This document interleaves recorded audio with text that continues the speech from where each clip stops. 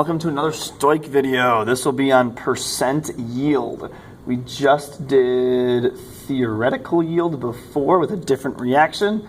Here we're going to do percent yield with a different reaction, actually one that you've done in lab or will do in lab. According to this, let's say in a lab, I need my calligraphy pen, there we go, my new best friend. If you heat 7.77 grams of baking soda, which is this stuff, you actually obtain 4.33 grams of this. So after doing an experiment, you mass out your final product and you get 4.33 grams of it. We're trying to find what your percent yield is. Percent yield is basically how efficient your lab procedure was. Was it good? Was it bad? The equation for percent yield, I like to think of it as I over tie. Like if you wear a tie, your eyes are over your tie, unless you're wearing it upside down or have an upside down face. I guess the face wouldn't matter. Anyways, actual yield, which is that, over theoretical yield, which is, we'll figure it out, equals percent yield. So percent yields, obviously really close to 100, are good. If they're really low, like in the, 80s, 70s, anything lower than that, that's pretty poor. So we're trying to figure that out. So we're given actual yield, which is right there. You'll never have to calculate your actual yield unless you're given percent and you're trying to calculate the actual. So we're heating 7.77 grams of baking soda. So we're going to start our conversion there. And we need to convert baking soda into sodium carbonate because that's what you measured out, apparently. That's what this says you measure out in lab. So we're going to start with 7.77 Gs of NaHCO3, that over 1. Now our next step is to turn it into moles. So we're going to have 1 mole of NaHCO3 up top. And the bottom again is molar mass. This should be becoming second nature to everybody. 84.01 grams of baking soda, just your molar mass. So now we're in the, now we're in the mole to mole part. So for every 2 moles of baking soda, we create a single mole of the carbonate. Alright.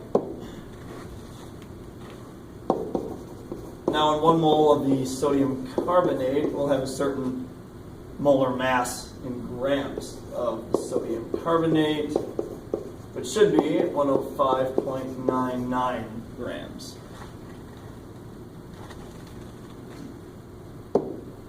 So we'll get a bunch of things canceling out. Note the grams cancel there, moles cancel, moles cancel.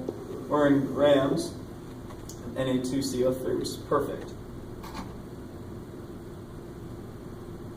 So if we calculate it out, oh boy, 7.77 divided by, yes, I have to say this as I'm doing it, 105.99, oh boy. The sig figs will get 4.90 grams of, it's not sodium bicarbonate, this is grams of sodium carbonates. All right. So this, it's a terrible, terrible color. That's okay. This is your theoretical yield. Yeah, the color's fine. This is your theoretical yield. All right. Again, theoretical yield means this is what you should make in lab based on calculations. All right. You should make it. It makes sense according to math. All right. So if everything went right in the world and in the universe, you should make this much. Did you actually make that much, though? No. According to this, well, according to me, you made that much. You made 4.33 grams. That's like a sad face. So we're going to do 4.33 is your actual yield divided by 4.90 times a hundo. You will get your percent yield. And that would be 88.4%. That's kind of like a meh. Yeah, that's okay. In some labs, it's good. If it's really hard to get a really high percent yield. To be honest, in this experiment, 99s and 100s are actually, anything from like a mid-90s to 100 is very, very possible for this experiment. So 88 would be a little on the lower side, but that's percent yield, all right? So sometimes, if you're given percent, you could solve